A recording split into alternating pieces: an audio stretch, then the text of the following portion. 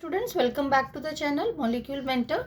Now let us now study the next topic of the chapter, that is diazonium salts. ठीक है, so they are very important. Conversions में हम बहुत use करते हैं diazonium salts का. ठीक है, वो मैं अभी आपको जब इसकी केमिकल रिएक्शंस पढ़ेंगे तो भी हम स्टडी करेंगे. ठीक है, कि कन्वर्जन्स में ईजिली हमें कैसे ये स्टेप्स जो है वो यूज़ करने हैं. ठीक है, सो फाइनली पहले अभी हम ये देखते हैं कि what are actually diazonium salts. Now, aromatic diazonium salts, they were first discovered by John Peter Grace in 1858. ठीक है, सो ऐसा कुछ नेम आपको वो करने की ज़रूरत नहीं है, क्रैम करने की, वो तो मैंने जस्ट आपको बता दिया है. ठीक है, सो अब आप आगे देखो. So they are represented by the general formula that is AR, that it means benzene है, जहाँ आप कह लो कोई भी अराइल ग्रुप है आपका, बेंजीन, डाइजोनियम, अगर X है तो हम हेलाइड सिंपली कह रहे हैं. ठीक है, so it can be any anion. ठीक है, so they are the actually the general formula for the benzene diazonium salts. उसमें क्या है, एक अराइल ग्रुप है, ठीक है, एक diazonium, this is actually the diazonium, azo for this nitrogen. ठीक है, सो डाइएजोनियम सॉल्ट. ठीक है, अब जब ये पॉजिटिवली चार्ज है तो इसको बैलेंस करने के लिए जब यहाँ पर हमें एनाइन है हमारे पास, तो केटाइन एनाइन हो गए ना, तो इसीलिए हमने इनको बोला सॉल्ट्स. सो यहाँ मैंने लिखा भी है, so AR is aryl group, X negative may be an anion. अब हेलाइड भी हो सकता है आपका HSO4. अब देखो Cl negative, Br negative, HSO4 negative, BF4 negative, NO3 negative. So anion आपका कोई भी यहाँ पर हो सकता है टू बैलेंस दिस. ठीक, सो N2 पॉजिटिव, जैसे कि अभी मैंने आपको बताया, that is actually the diazonium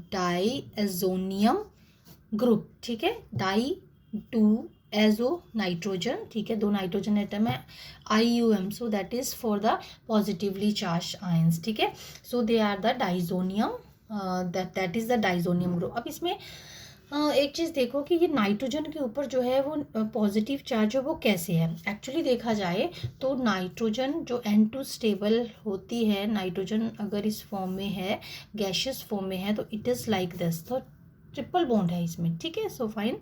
अब लेकिन इसमें क्या है, डाइजोनियम ग्रुप में एक नाइट्रोजन जो है, अब इस साइड कोई ना कोई अराइल या अल्काइल ग्रुप जुड़ा हो सकता है. अल्काइल डाइजोनियम सॉल्ट्स अभी हम पढ़ते हैं. सो फिलहाल मैं यहाँ पर एराइल लिख रही हूँ, तो एक बॉन्ड तो इसके साथ होगी, 2 बॉन्ड नाइट्रोजन के साथ होगी. अब one of the bond that is dative in nature, coordinate bond होगी. ठीक है, अब कोऑर्डिनेट बॉन्ड में क्या होता है कि दोनों के दोनों इलेक्ट्रॉन्स जो है they are shared, both the both pair of electrons they are shared by the one atom. तो अब ये जो नाइट्रोजन है इस साइड वाला, ये तो ठीक है न्यूट्रल मीन टू से 3 बॉन्ड बना ली इसमें, फाइन, इसका तो कंप्लीट हो गया. बट इसमें जो है इस नाइट्रोजन ने एक बॉन्ड तो बनाई है अराइल ग्रुप के साथ, 2 बॉन्ड्स बनाई हैं दूसरे नाइट्रोजन के साथ. अब 2 बॉन्ड में ये तो सेटिस्फाई नहीं होगा ना नाइट्रोजन. सो अब इसने क्या किया, एक बॉन्ड जो है वो डेटिव बनाई, तो आ गया ना इसके ऊपर पॉजिटिव चार्ज. सो इस वजह से इसके ऊपर पॉजिटिव चार्ज है. सो क्रैम करने की ज़रूरत नहीं है, आप सिंपली इस चीज़ को समझो कि कैसे जो है वो नाइट्रोजन के ऊपर पॉजिटिव चार्ज आया. सो लिखने में तो हमने इसका फॉर्मूला जनरल ऐसे लिख दिया N2+, लेकिन आपको पता होना चाहिए कि चार्ज जो है वो किस नाइट्रोजन के ऊपर है और वो कैसे आया. फाइन. अब देखो ये तो हो गए एरोमेटिक डाइएजोनियम सॉल्ट्स, यानी कि ये जो ग्रुप है वो अराइल ग्रुप है इसमें. फाइन. अब एलिफेटिक डाइजोनियम सॉल्ट्स जो हैं they are also known, but one thing is that they related to this aliphatic diazonium salts that they are highly unstable in nature. ठीक है, अगर जो है यहाँ पर अराइल ग्रुप की जगह पर हमारे पास कोई ना कोई अल्काइल ग्रुप है, तो ये जो है that is the unstable one. ठीक, क्यों अनस्टेबल है, इमीडिएटली क्या होता है, पहली बात तो ये बता दूं कि ये अनस्टेबल है और होता क्या है. सो अनस्टेबल होने की वजह से इमीडिएटली जो है वो ये बॉन्ड जो ये इलेक्ट्रॉन्स इसके पास आए और इन्होंने कार्बोकेटाइन क्रिएट किया और नाइट्रोजन. ठीक है, so that is the more stable, you can से N2 is the in the stable form. ठीक है, क्योंकि इसकी जो बॉन्ड डिसोसिएशन एंथैल्पी होती है बहुत हाई होती है, बिकॉज अभी मैंने आपको लिख के बताया इसके ट्रिपल बॉन्ड होने की वजह से N2 is very stable in nature. तो everything that you can say move towards the stability, तो इमीडिएटली क्या होता है, ये अनस्टेबल है तो नाइट्रोजन जो है वो रिलीज हो जाती है। अब सॉल्ट है तो ऑब्वियसली एनाइन जो है वो सेपरेट हो गया और बचा क्या, carbocation. Fine, so that's why we can say that alkyl diazonium salts they are highly unstable. अभी हम कंपेयर भी करते हैं इनको, अल्काइल और अराइल डाइजोनियम सॉल्ट्स को, ठीक है। सो पहले ये देख लो कि they are highly unstable and immediately they liberate nitrogen gas. अब वाई यू कैन से कि अल्काइल डाइजोनियम सॉल्ट्स जो हैं they are less stable as compare to the aryl diazonium salts, so because of the resonance, as there is no resonance. अब alkyl group है तो ऐसा तो कुछ रेजोनेंस वाला सिस्टम होगा नहीं इसमें, ठीक है, कार्बोकेटाइन में अल्काइल है सिंपली। अब अराइल वाले में क्या होगा, रेजोनेंस, ठीक है। अब रेजोनेंस स्टेबलाइजेशन की वजह से जो अराइल डाइजोनियम सॉल्ट्स हैं they are very very stable. अब इसका पहले कभी आपको ये जैसे रीजनिंग का क्वेश्चन है like why alkyl diazonium salts they are highly unstable, और दूसरी सेंस में देखो कि aryl diazonium salts they are very stable, तो you have to make these resonating structures of the aryl diazonium salts. Fine, ये आपको बनाने ही होंगे, ठीक है। आपका आंसर का बेटर रिप्रेजेंटेशन देने के लिए आपको ये बनाने ही पड़ेंगे, सो इससे आप बेटर एक्सप्लेन कर पाओगे अपने आंसर को। अब देखो मैं अभी सिर्फ यहाँ पर एनाइन नहीं लिख रही हूँ, ठीक है। अब देखो डाइजोनियम अराइल डाइजोनियम सॉल्ट्स जो हैं उसका मैंने ये केटाइन वाला पोर्शन ले लिया क्योंकि रेजोनेंस जो है वो मुझे इसी में शो करनी है। So what will happen now, अब पॉजिटिव चार्ज है, ठीक है। अब क्योंकि इस नाइट्रोजन के पास कोई इलेक्ट्रॉन पेयर तो है नहीं कि जो वो बेंजीन रिंग में लगाएगा, तो इसकी रेजोनेंस जो है वो कैसे स्टार्ट होगी। अब देखो ये lone pair of this not lone pair sorry this pi electrons they will shift towards this bond, और ये जो इलेक्ट्रॉन्स हैं one of the bond bonded electron they are shifted to this nitrogen. तो अब ये इलेक्ट्रॉन जब इस पे शिफ्ट हो गए तो नाइट्रोजन के ऊपर नेगेटिव चार्ज आ गया, और ये बॉन्ड जो है इधर शिफ्ट हो गई तो इसके ऊपर पॉजिटिव चार्ज आ गया। क्या इस नाइट्रोजन के पॉजिटिव चार्ज के ऊपर कोई फ़र्क पड़ा? नहीं। क्यों? क्योंकि ये देखो 1 2 3 4 बॉन्ड्स तो ये ऑलरेडी बना रहा था, 1 2 3 4 इसमें भी 4 ही बना रहा है, ठीक है। सो इसके पॉजिटिव चार्ज पे कोई फ़र्क नहीं पड़ेगा, समझ में आई बात, ठीक है। सो इसके ऊपर नेगेटिव क्योंकि ये बॉन्ड पेयर जो है वो पूरा का पूरा इसके ऊपर आ गया, सो that's why this nitrogen is having the negative charge. अब वैसे ही सर्कुलेट करना है जैसे आप करते आए हो, बेंजीन रिंग में पॉजिटिव चार्ज कैसे सर्कुलेट होगा। सो ये पाई इलेक्ट्रॉन्स जो है इधर बॉन्ड बनाएंगे तो यहाँ पर आ गया एज यूजुअल, यहाँ पर आ गया, यहाँ अब वापस जो है वो कैसे रिटर्न होगा, ये जो इसने इलेक्ट्रॉन्स शिफ्ट हुए थे इस नाइट्रोजन के ऊपर ये वापस आए और ये बॉन्ड वापस आए, ठीक है। सो बन गया ना सेम जहाँ से हमने स्टार्ट किया था, only the difference is that कि अल्टरनेट बॉन्ड्स जो है वो फॉर्म होती हैं, ये आपको हमेशा देखना है, ठीक है।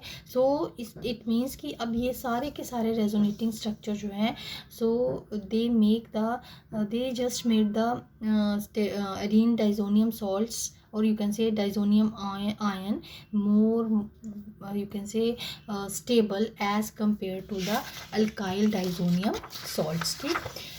अब एक रीज़न तो ये है दोनों को कंपेयर करने का।